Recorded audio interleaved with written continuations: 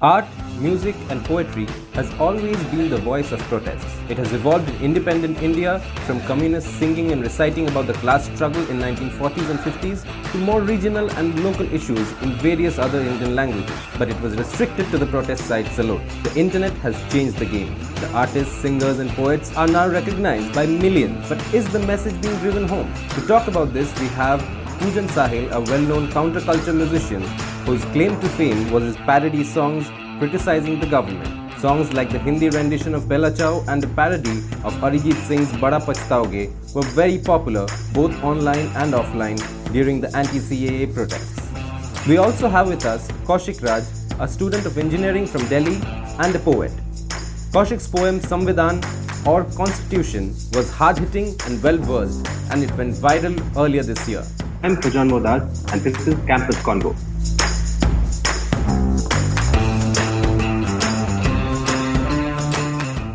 So Kaushik, you made a video of you reciting the poem Samvidhan, Yes. where you have visuals of you reciting the poem and added visuals of you holding the preamble and standing at different parts of Delhi, Yes. right? हाँ जी.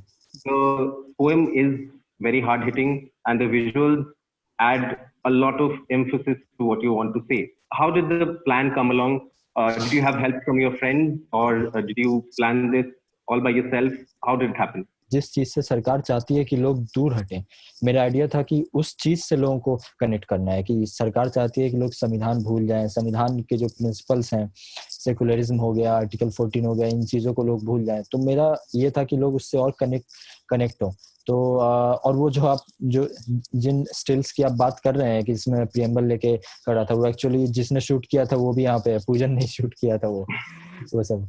तो और उसका preamble दिखाने का भी मकसद यही था कि अगर आप उस प्रियम्बल को भी सिर्फ पढ़ लेंगे, आपको संविधान में कुछ पढ़ने की भी जरूरत नहीं, आपको उसी से समझ में आ जाएगा कि सीए और एनआरसी जो है वो कितना गलत है जिन कम्युनिटीज को एक्सक्लूड किया गया है उनके लिए. मैं तुम्हारे डिटेंशन कैंप में घुसकर भारत का संविधान पढ़ रहा हूँ, जिसके एक एक शब्द उसकी ईंटों को चुनौती दे रहे हैं जैसे भोर की पहली किरण देती है अंधेरे को.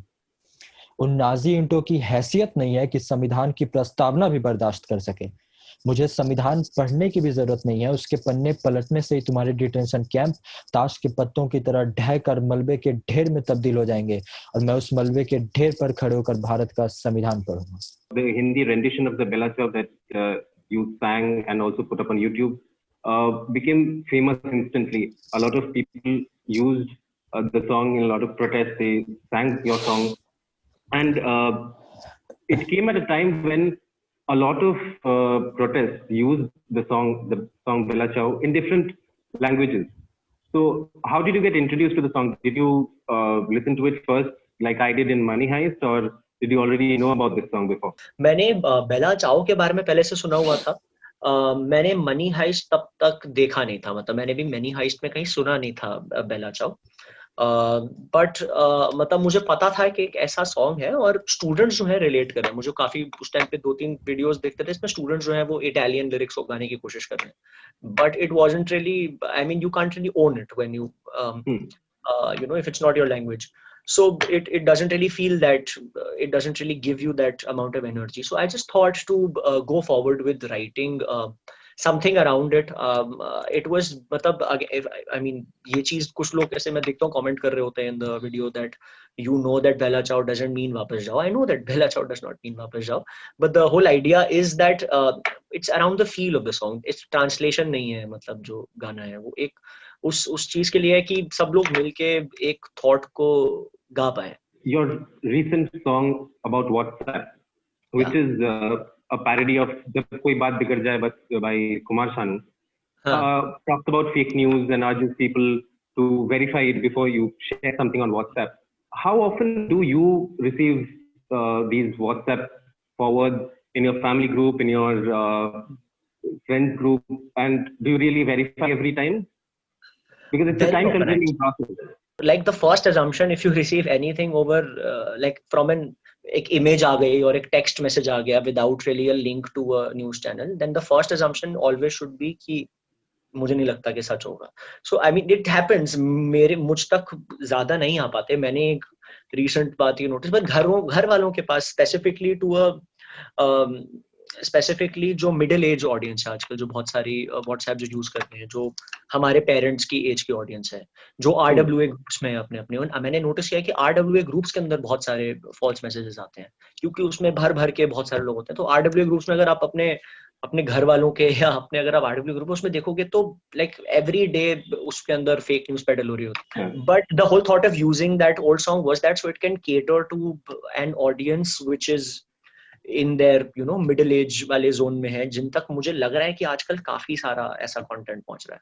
लाइक यू सेड, घर पे बहुत सारे लोग हैं जिनके पास ऐसे मैसेजेस आ रहे हैं.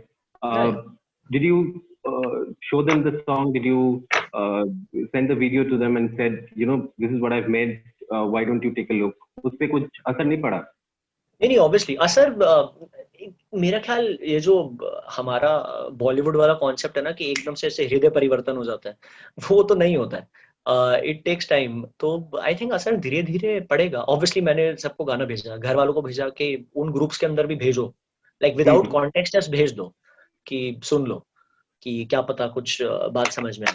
जिनके पास एकदम से इंटरनेट आ गया, मतलब जिन्होंने बचपन से इंटरनेट के थ्रू कुछ चीजें इंटरनेट को देखा नहीं पर एकदम से उनके सामने प्रकट हो गया, तो उनके लिए एक बड़ा सा डिवाइन एंटिटी बन चुका है internet. And like if something is coming over the internet then it is true. जब कोई फॉरवर्ड आए उसको करना वेरीफाई, क्यों ना उसको भेजना हर जगह. जो ना देखा कि सोर्स है क्या, जो तुमने न्यूज को ना परखा, क्यों ना उसको भेजना हर जगह. क्यों ना उसको भेजना हर जगह. Other than the literary content of poems, songs, graffitis, also plays the role of informing people, like this song itself. In all these years that you have been singing, and Kaushik, that you have been reciting poems for protest, and you are there at the protest site, how much effect do you think your content has made? Like you said, एक दिन में हृदय परिवर्तन नहीं हो जाता, but you've been trying to do that hriday parivartan. How much successful do you think you are in that process? Art से लोगों का एक इश्यू की तरफ अट्रैक्ट करना आसान होता है. मतलब अगर आप वही चीज अगर आप सीधा बोलें कि ये जो सीए है वो एंटी मुस्लिम है या फिर कॉन्स्टिट्यूशन के खिलाफ, आर्टिकल 14 के खिलाफ है, तो हो सकता है कि वो आपको कुछ जवाब दे दे, है ना, और हो सकता है वो आपकी बात ना भी माने. लेकिन जब आप पोएम के थ्रू बोलते हैं तो एक, या फिर अगर आप किसी भी आर्ट फॉर्म के थ्रू बोलते हैं तो एक स्कोप ज्यादा होता है हृदय परिवर्तन का, कि वो थोड़ा सोचता है कि अच्छा अगर इसने इतना टाइम लगाया है, इतनी बड़ी पोएम लिखी है, तो कुछ तो ऐसा होगा ही. हर प्रोटेस्ट साइट पे जब हम जहाँ कहीं भी मतलब हम लोग जब जाते थे और जब अपना आर्ट परफॉर्म करते थे, तो मतलब उसका रिस्पॉन्स जो है वो स्पीच के कंपेरिजन में वो अच्छा आता था. बिकॉज जो स्पीच होते हैं मतलब इट्स लाइक ब्लंट, कि आप जो है वो आप सीधा बोल दे रहे हैं. मतलब वो भी जरूरी है, हर चीज की अपनी अपनी इंपॉर्टेंस है, बट आर्ट जो है वो समझाने में उसका स्कोप थोड़ा ज्यादा है. जब सिर्फ फैक्ट्स सुनाए जा रहे हैं किसी इंसान को, तो फैक्ट्स के अराउंड हम एक दीवार बना लेते हैं कि मैं सुनना ही नहीं चाहता तुम्हारी बात. पर जब किसी बात को गा के सुनाया जा रहा है या कविता की तरह रिसाइट करा जा रहा है, this element of a warm feeling that you're giving along with it at times, like especially with a song. मुझे लगता है कि अगर मैं गा के कोई बात तुम्हें बोल रहा हूँ तो तुम्हारा इस तरह से ऑफेंड हो जाना बड़ा मुश्किल है कि मैं तो सुनना ही नहीं चाहता तेरी बात और ये बकवास है.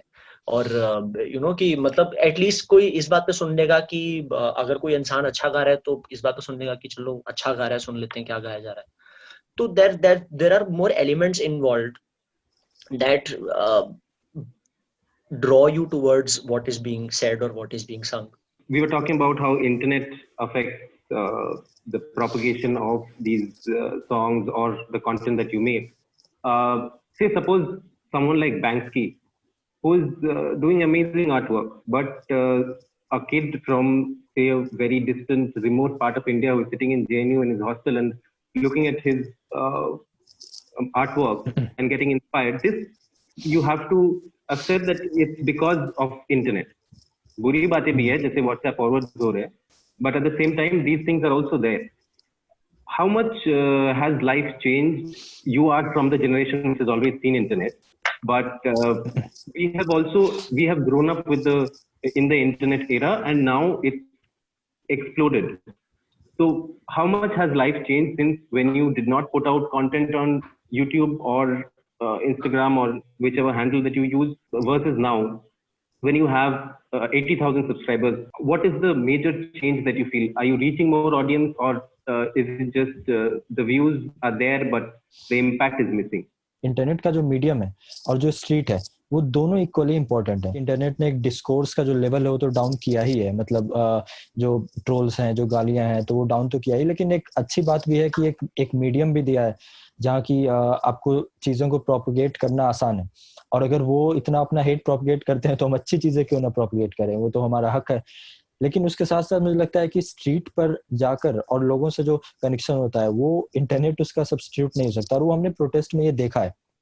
उसका बहुत अच्छा एग्जांपल है कि हमारे जो दोस्त हैं आमिर अजीज, तो एक ऑनलाइन सर्वे कराया किसी ने, तो उसमें ये पाया गया कि आमिर अजीज की जो पोएम है सब याद रखा जाएगा, वो ऑनलाइन 20 करोड़ से ज्यादा लोगों ने देखा है। तो आप समझिए कि 20 करोड़ से ज्यादा लोग वो पोएम को देख रहे हैं। और इससे पहले जो आपने पूछा कि एक पोएम का इम्पैक्ट क्या है, तो जो 20 करोड़ लोग देख रहे हैं, हो सकता है कि उनमें से आधे लोग प्रो सीए भी हों, ये भी हो सकता है, लेकिन उन तक वो पोएम पहुंची तो वो सोचने पर मजबूर हुए होंगे। भले ही उन्हें वो सुनकर गुस्सा आया हो, लेकिन कम से कम उन्होंने वो पोएम सुना तो सही, तो उन तक वो पहुंचा। तो वो इंटरनेट के माध्यम से हुआ। लेकिन जब वो स्ट्रीट पर उतरते हैं, जैसे हम लोग जब जहाँ कहीं भी प्रोटेस्ट होते थे वहां पे हम जाते थे, तो वहां जो परफॉर्म करके जो एक कनेक्शन होता है ऑडियंस से, और ऑडियंस को भी मतलब जो लोग जो प्रोटेस्ट में हैं उनको भी जो लगता है कि हाँ मतलब यहाँ कुछ उनके मतलब की बात कही जा रही है, वो एक अलग फीलिंग होती है। तो मैं दोनों का बैलेंस बहुत जरूरी है। मुझे लगता है कि हम एज एन आर्टिस्ट हम मतलब खोखले होंगे अगर हम जमीन पर जाके ये बात दोहराए ना, और जमीन पर जाके देखें ना, और जमीन पर जाकर फील ना करें। मतलब जब से मेरे ख्याल जब हम प्रोटेस्ट पे जाकर अगर हम नहीं जा रहे होते, जैसे अभी अगर हम प्रोटेस्ट पे पार्ट नहीं बन पा रहे हैं और सिर्फ ऑनलाइन स्पेस के अंदर ही अगर हम कोई पोएम डाल रहे हैं या कोई गाना डाल रहे हैं, तो मतलब मैं पर्सनली उसके अंदर वो डेप्थ नहीं फील कर पाता, because it seems as if कि कितना दूर हूं मैं सब चीजों से। and you feel as if like there's no connect, like there's no feel। मैं अभी कल भी हम एक इवेंट में, मैं कहीं लाइव मतलब ये ऑनलाइन इवेंट टाइप हो रहा था, एंड हम मतलब कौशिक भी उसमें प्रेजेंट थे, तो हम परफॉर्म कर रहे थे, पर बड़ा अजीब होता है उसके अंदर कि तुम्हें वो जोश नहीं आता। तुम्हें लगता है कि ये बात अगर तुम्हें जोश नहीं आ रहा तो सुनने वाले को कैसे जोश आएगा, और सुनने वाला कैसे उस फीलिंग को रेप्लिकेट कर पाएगा। तो मतलब इररिप्लेसेबल है मेरे ख्याल दोनों चीजें। Similarly like for example Aamir Aziz की बात ले लो, कि आमिर अजीज की अगर पोएम रॉजर वॉटर्स तक पहुंच पाई, that's only because of internet. मतलब वरना तो कभी ना हो पाता ऐसा। मुझे एक दो बार कई बार कुछ लोगों ने ट्विटर पे वीडियो भेजा कि वो स्वीडन में आउटसाइड वो इंडिया की एम्बेसी के बाहर बैठकर स्वीडन में वापस जाओ गा रहे थे, and they sent it to me on Twitter. So, I mean, I was stunned. मतलब it's a overwhelming experience, but I mean, it's brilliant how the power of internet works. जहाँ कहीं भी हम जा रहे थे, जिन प्रोटेस्ट में भी, तो वहाँ पे जो हमें प्यार मिल रहा था, मतलब जो लोग बैठे हैं जो प्रोटेस्ट कर रहे हैं, सिर्फ दिल्ली में ही नहीं, दिल्ली से बाहर भी। पूजन, अगर तुमको याद हो कि मलेरकोटला में जो आंटी थी, उन्होंने कितना प्यार दिया हमें। तो ये इसलिए हुआ क्योंकि वो जो लोग हैं जो प्रोटेस्ट में, उनको एक अपनापन वाली फीलिंग आती है कि ये हमारे लिए आए हैं, है ना, और ये हमारी बात कर रहे हैं। तो जो अपनापन वाली जो फीलिंग है ना, जो प्यार है, वो इंटरनेट पे थोड़ा मिसिंग होता है। हाँ, ये मलेरकोट वाला क्या स्टोरी है, हम लोग को भी बताओ। ये इंटरनल जोक क्यों कर रहे हो? नहीं, बताइए दो। एक्चुअली मतलब मलेरकोटला एक तो जाना चाहिए। मलेरकोटला बहुत बढ़िया जगह है। मतलब मलेरकोटला जगह है। एग्जैक्टली मलेरकोटला में जहाँ हमारा प्रोटेस्ट था, तो वहां पे हमें परफॉर्म करना था। तो उससे पहले हम जिनके घर पे रुके थे, तो वहाँ एक आंटी थी, कश्मीरी आंटी, और वो इतनी ज्यादा स्वीट थी। मतलब वो खुद हमसे मिलने आई, सारे टाइम हमारे साथ बैठी रही, और हम सबका उन्होंने नंबर लिया अलग से, और हम सबको कॉल भी करती थी, व्हाट्सएप भी करती थी। मतलब उनको एक ऐसा लगा कि यार ये लोग दिल्ली से आए हैं इस कॉज के लिए। तो वो जो उनको एक कनेक्शन बनाना, तो वो इंटरनेट के थ्रू पॉसिबल नहीं है। एक तो I want to talk about the online hate जो आप दोनों को तो मिलती है, ट्विटर पे बोलो कि फेसबुक पे और यूट्यूब पे भी there are comments, there are hate messages coming in. How do you deal, do you just brush it off कि चलो बहुत दिन हो गया, यू यूज्ड टू इट, और do you think this needs to change after a point? Are you frustrated with that? हम दोनों का जो मेथड है to tackle this is pretty different. मतलब कौशिक तो हेड ऑन जाता है ट्रोल्स के साथ। मुझे तो मेरा अगेन फर्स्ट अजम्पशन यही होता है कि ये या तो एक बॉट है या फिर इस इंसान को पैसे मिले हैं। पर to be very honest, I am extremely impressed with the kind of trolling that has happened. मतलब ये तो मैं पक्का शेयर करूंगा। ये एक ट्रोलिंग हुई थी मेरे साथ कि YouTube के ऊपर किसी इंसान ने अपना अकाउंट बनाया हुआ है। उसने अपना अकाउंट का नाम लिखा हुआ है इमरान खान, ठीक है, and he has the image of Imran Khan, so it's basically like a parody account of Imran Khan on YouTube. And then on one of my videos he posted Imran Khan is posting with the image of Imran Khan, बहुत खूब बच्चे, अब तुम जल्दी से हमारे पास आ जाओ, which is like brilliant. इस ट्रोल पे मैं गुस्सा कैसे हो सकता हूँ? I was impressed. I was generally, तो मतलब it's okay. मतलब I rarely feel कि ये personally कुछ बुरा बोलना चाह रहे हैं, या they actually understand what they're trying to say. Some of them is, but I very rarely am able to take the trolling seriously. If there is some argument or something which is extremely problematic, then it troubles me. Kaushik might have a better answer for it. Yeah, so tell us, what is your head-on technique? यार मतलब जो trolling के जो levels होते हैं ना, मतलब मैंने जो पिछले कुछ सालों में एक्सपीरियंस किया है, तो ट्रोलिंग के जो लेवल्स होते हैं वो अलग अलग होते हैं, है ना। जैसे कुछ ट्रोल्स ऐसे होते हैं जो आईटी सेल के बॉट्स होते हैं, तो आपको पता चल जाएगा जब आप उनकी प्रोफाइल पे जाएंगे तो उस पर कोई पोस्ट नहीं होगा, सिर्फ एक रैंडम सी प्रोफाइल पिक होगी। लेकिन इंटरेस्टिंग बात यह है कि ज्यादातर पेड बॉट्स नहीं होते हैं, तो मतलब ये बहुत अच्छा इंडिकेशन है कि सोसाइटी में हेट्रेड कहाँ तक फैल चुका है कि बहुत लोग ओरिजिनल आईडी वाले भी होते हैं। तो मतलब मेरा तरीका ये होता है कि मतलब वो स्पॉट ऑन निकल जाता है। अब जैसे सफूरा को जो लोग ट्रोल कर रहे थे, ठीक है, तो उसमें अब कोई एक मुझे अंकल दिखे, उनकी डीपी में उनकी बेटी की फोटो थी और वो सफूरा को लेके भद्दे कमेंट कर रहे थे। तो मैंने उनको बस इतना बोल दिया कि मैं ये उम्मीद करूंगा कि आपकी बेटी कभी आपके कमेंट ना पढ़े, नहीं तो आपको डिसोन कर देगी। अब वो उस पे भड़क गए। किसी ने कमेंट किया कि मतलब मैंने कोई पोस्ट डाला तो उसने इररिलेवेंट सा कमेंट किया कि तुमने उमर खालिद के बर्थडे पे विश किया लेकिन कृष्ण जी के बर्थडे पे विश नहीं किया। अब भाई इन दोनों का क्या कनेक्शन है? कल को तुम बोलोगे कि उमर के बर्थडे पे उसके साथ फोटो डाला, कृष्ण जी के साथ फोटो क्यों नहीं डाला, उनके साथ भी फोटो डालो बर्थडे पे। अब इस पे कोई क्या इससे कोई परेशान कैसे होगा? और मतलब मैं तो उस लेवल पे हूँ कि कोई भद्दे से भद्दा कमेंट कर दे, मुझे तो हंसी आ जाती है उस पे, और मैं ये सोचने की कोशिश करता हूँ कि ये थिंकिंग कहाँ से आई, तो इसलिए मुझे ऐसे बुरा कभी नहीं लगता है। Hate comments on specifically some of my parody videos के ऊपर जो मेरे हेट कमेंट होते हैं वो मेरा इंडिकेटर होता है ऑफ एक खुशी वाला इंडिकेटर होता है। अगर मेरे पास ज्यादा हेट कमेंट्स आ रहे हैं, इसका मतलब स्पेसिफिकली मैं पैरोडीज काफी बार इसलिए बनाता हूँ कि पॉपुलर म्यूजिक पे बनाई जाए, ताकि जो लोग हैं जो एको चेम्बर के अंदर ही हैं सिर्फ उन्हीं को सुनाई ना दे। जो लोग इन गानों को, जिन लोगों को जब कोई बात बिगड़ जाए, पसंद है गाना, उन तक भी ये गाना पहुंच जाए किसी तरीके से एल्गोरिदम के अकॉर्डिंग, एंड देन वो भी सुन जाए। तो अगर मैक्स बहुत सारे हेट कमेंट्स आते हैं तो मुझे पता चलता है कि that means that okay, that means people who do not agree with this are listening to it, so that is what we want, right? We don't really want our content to reach out to people who already agree with us. It's like just creating that echo chamber. But if it's reaching out to people who don't agree with us and they're getting troubled by it, troubled to the extent that they have to actually, abuse us with the fact that I don't agree with you, that means it's hitting there somewhere. So it's okay.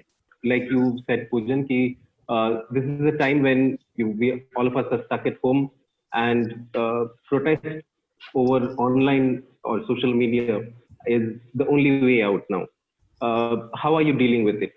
Kaushik, you write poems, you put out poems on social media as well.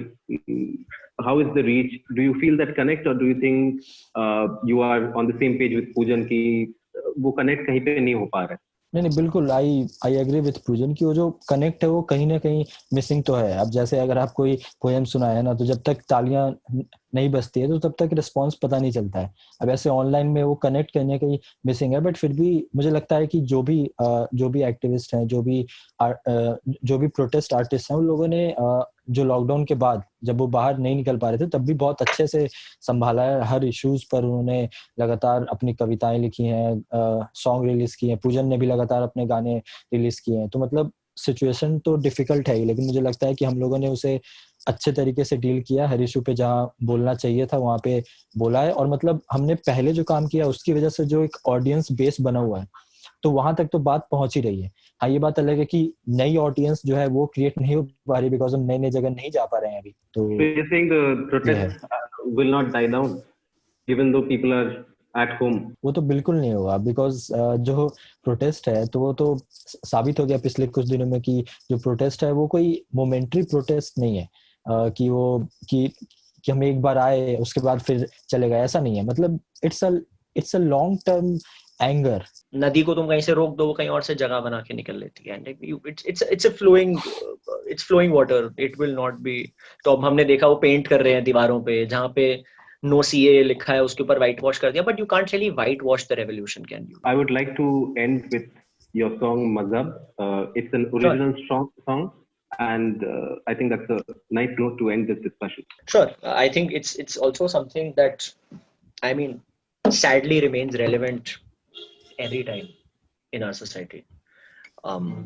Obviously अल्लामा इकबाल की लाइनें थी जब उन्होंने सारे जहां से अच्छा लिखा, तो उसमें था कि मजहब नहीं सिखाता आपस में बैर रखना। तो बस उस लाइन को आगे बढ़ाकर मैंने ये गाना लिखा।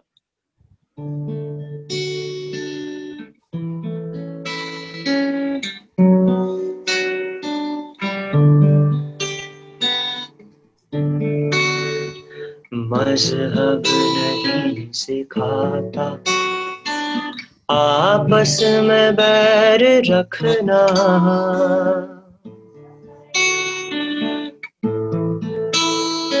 गुलिस्ताए बुलबुलों का कांटों से दूर रखना, गुलिस्ताए बुलबुलों का कांटों से दूर रखना।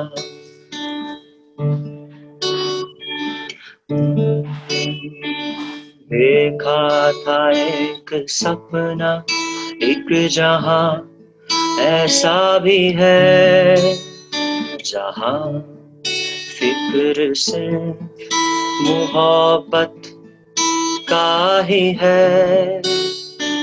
होश जब खुले तब ये जाहिर हुआ, शायद ये तो फकत एक सपना ही है।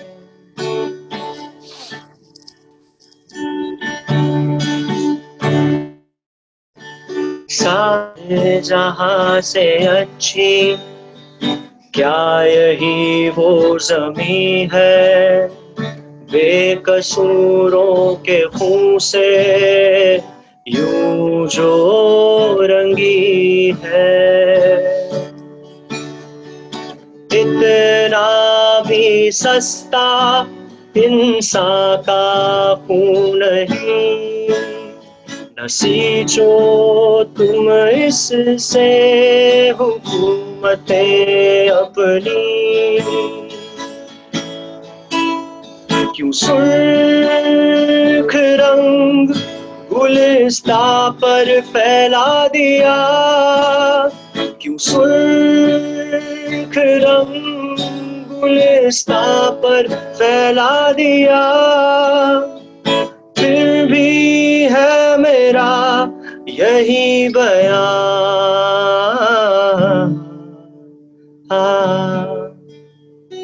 मजहब नहीं सिखाता आपस में बैर रखना, गुलिस्ताए बुलबुलों का कांटों से दूर रखना, गुलिस्ताए बुलबुलों का। If you want to be part of the discussion, you can reach out to us on Facebook, Instagram, or Twitter. Subscribe to our channel to listen to the most sensible voices from colleges and universities across the country.